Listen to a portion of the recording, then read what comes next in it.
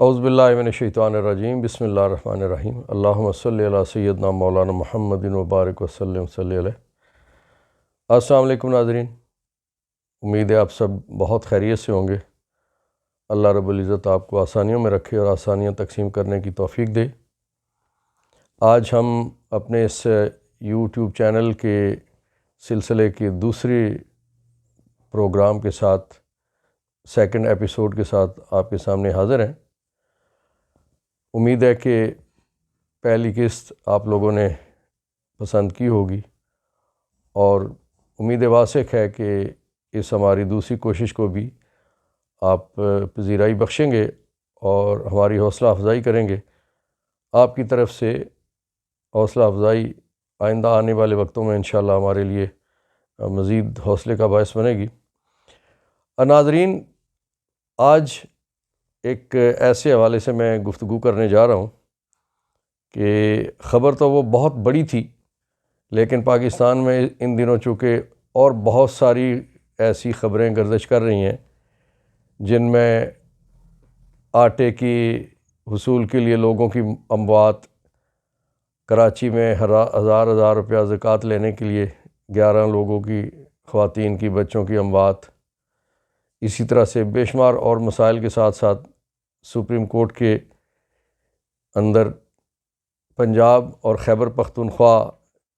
میں الیکشن نہ کروائے جانے کے حوالے سے مقدمات، اور ان مقدمات کی وجہ سے اور ان خبروں کی وجہ سے ایک ایسی خبر جو بہت دھماکہ خیز خبر تھی اور وطن عزیز کے رہنے والوں کے لیے بہت بڑی خبر تھی، لیکن وہ خبر دب کے رہ گئی۔ خبر یہ ہے کہ گزشتہ دنوں 4-5 دن پہلے لاہور ہائی کورٹ کے مسٹر جسٹس شاہد کریم کے پاس ایک مقدمہ تھا جس میں کافی دن پہلے بحث سماعت ہوئی اور مقدمہ فیصلہ کے لیے محفوظ تھا۔ 3-4-5 دن پہلے وہ محفوظ فیصلہ سنایا گیا اور اس میں درخواست گزار ابو ذر سلمان ایڈوکیٹ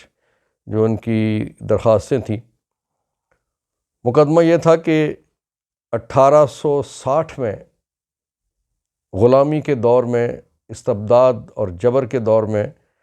بنایا گیا قانون، اس کی ایک دفعہ 124A جو بغاوت کے حوالے سے تھی، اس دفعہ کو ہائی کورٹ نے آئین سے متصادم قرار دیتے ہوئے نکال دیا، اور اب پاکستان میں لوگ آسانی سے، آزادی سے اپنی بات کر سکتے ہیں، ان کے اوپر ایسی کوئی قدغن نہیں ہوگی۔ اس طرح سے تاریخ ہمیں یہ بتاتی ہے کہ انگریز دور میں لوگوں پہ اپنا جبر، استبداد اور حاکمیت قائم رکھنے کے لیے اس دفعہ 124 کا استعمال کیا جاتا تھا، اور اس وقت بے شمار اور لوگوں کے ساتھ بھگت سنگھ اور عبداللہ بھٹی اور ایسے نام ہیں تاریخ میں کہ جنہیں غدار قرار دیا گیا، جن پہ بغاوت کے مقدمات چلے اور جن لوگوں نے سزائے موت برداشت کی اور پھانسیاں برداشت کی، لیکن اس کے باوجود ان کا جذبہ آزادی کم نہ ہوا۔ 1947 میں وطن عزیز آزاد ہونے کے بعد بھی اس غلامی کی نشانی کو جاری رکھا گیا، اور پھر یہ الحمدللہ ثم الحمدللہ مسٹر جسٹس شاہد کریم صاحب کے حصے میں یہ نیکی آئی کہ انہوں نے اس ظالمانہ اور اس وقت کے جبر کے دور کے اس نشانی کو قانون میں سے نکال دیا۔ ناظرین، یہ دفعہ یہ تھی کہ 124 سے ہے کیا دفعہ تھی؟ یہ بغاوت کی دفعہ تھی۔ اس کے الفاظ ایسے ہیں کہ جو کوئی شخص کسی الفاظ کے ذریعے، خواہ زبانی ہو یا تحریری، یا کسی علامت یا کسی دکھائی دینے والے خاکے کے ذریعے یا دوسری صورت میں مرکزی یا صوبائی حکومت کی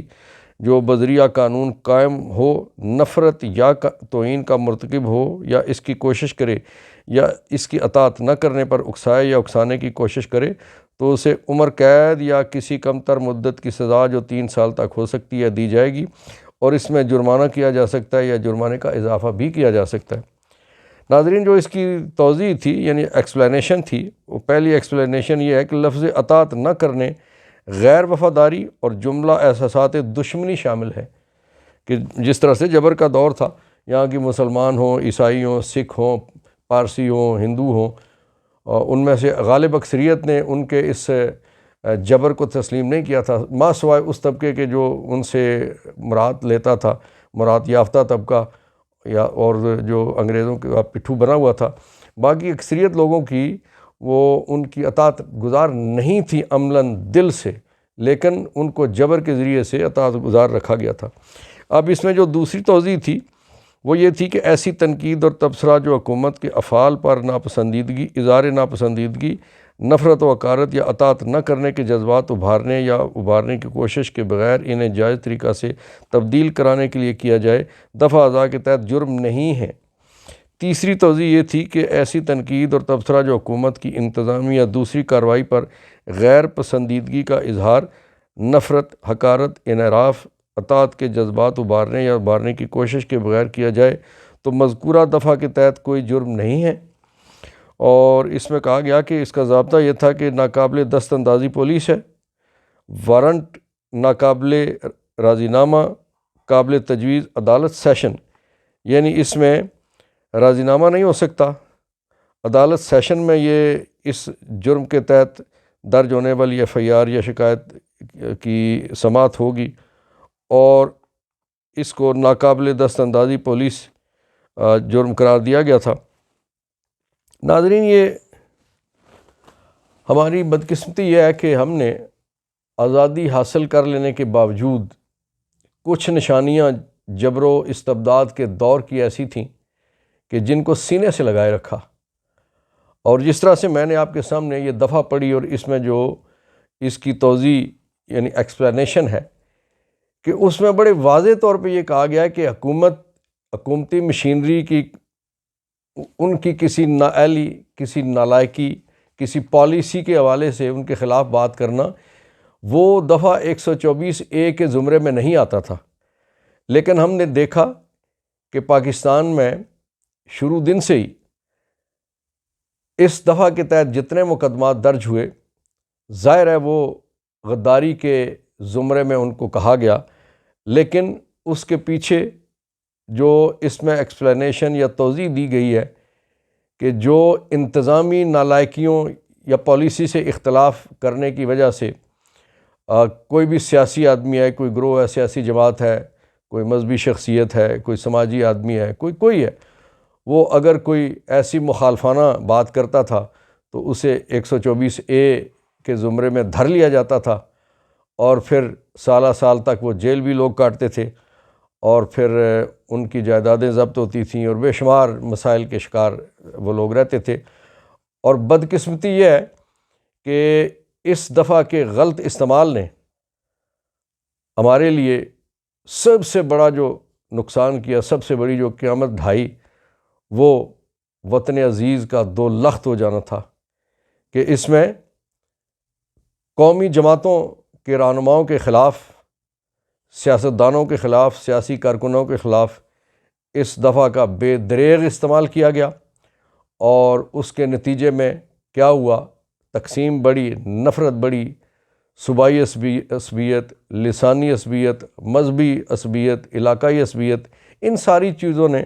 یہ چیزیں پروان چڑھیں اور ملک کے لیے یہ زہر قاتل ثابت ہوئیں، اور بدقسمتی سے وطن عزیز کو دو حصوں میں تقسیم کر دیا۔ 1971 کے حادثہ کے بعد مشرقی پاکستان کو بنگال بنا دینے کے حادثے کے بعد بھی ہم نے کوئی سبق نہیں سیکھا، اور اس غلامانہ نشانی کو ہم نے اپنے سینے سے لگائے رکھا، اور اس وقت سے لے کے آج دن تک خاص طور پہ میں ذکر کروں کہ اس موجودہ حالات میں آپ سب کے علم میں ہے کہ پاکستان میں بے شمار سیاسی کارکنوں کو اس دفعہ کا نشانہ بنایا گیا اور انہیں اٹھایا گیا، ٹارچر کیا گیا۔ اس میں بزرگ بھی شامل ہیں، نوجوان بھی شامل ہیں، صحافی بھی شامل ہیں، اور لوگ سماجی کارکنان بھی اس میں شامل ہیں کہ جن کو اس دور غلامی کی یادگار دفعہ کے تحت مقدمات بنا کے اٹھایا جاتا ہے، غائب کیا جاتا ہے، ان پہ تشدد کیا جاتا ہے، اور تشدد بھی اس نوعیت کا کہ جس کو بیان کرنا ممکن نہیں ہے۔ لیکن اللہ رب العزت کا اپنا ایک نظام ہے کہ اللہ کی طرف سے یہ ایسا ایک سبب بنا کہ کچھ پٹیشنز آئیں، اور ایک باہمت فاضل جج صاحب نے اپنی ہمت دکھاتے ہوئے اس دفعہ کو قانون میں سے نکال دیا، اور الحمدللہ ثم الحمدللہ اب پاکستان میں سیاسی کارکنان ہوں، سیاسی رہنما ہوں، مذہبی رہنما یا کارکنان ہوں، سماجی تنظیمیں ہوں، سماجی لوگ ہوں، پبلک کی خدمت کرنے والے لوگ ہوں، NGOs ہوں، ان کے اوپر وطن عزیز میں اپنے ہم وطنوں پہ اب غداری کا اس طرح کا مقدمہ درج نہیں ہو سکے گا۔ اس روش نے، اپنوں کو غدار بنانے کی روش نے ہمارے ملک کو دولخت کیا، اور جو بچا کھچا پاکستان ہے اس میں لسانی، صوبائی، مذہبی، سماجی عصبیت میں اضافہ کیا، جس کی وجہ سے تقسیم در تقسیم در تقسیم ہوتی گئی۔ لیکن اللہ کی مہربانیوں سے نا امید نہیں ہونا چاہیے۔ ہم بحیثیت انسان، بحیثیت مسلمان نا امید نہیں ہوتے۔ لا تقنطوا من رحمت اللہ۔ اور اسی اللہ نے ایک شخص کو ہمت دی کہ اس شخص نے اس دفعہ کو، دور غلامی کی اس نشانی کو قانون میں سے نکال باہر کیا۔ امید ہے کہ ہماری آج کی گفتگو اور ہمارا آج کا موضوع آپ کو پسند آئے گا۔ اپنی رائے کا اظہار کیجیے گا، ہمارے چینل کو ضرور سبسکرائب کریں، اور ہمیں ضرور اپنی پسند ناپسند سے آگاہ کیجیے گا۔ اللہ میرا، آپ کا اور پاکستان کا حامی و ناصر ہو۔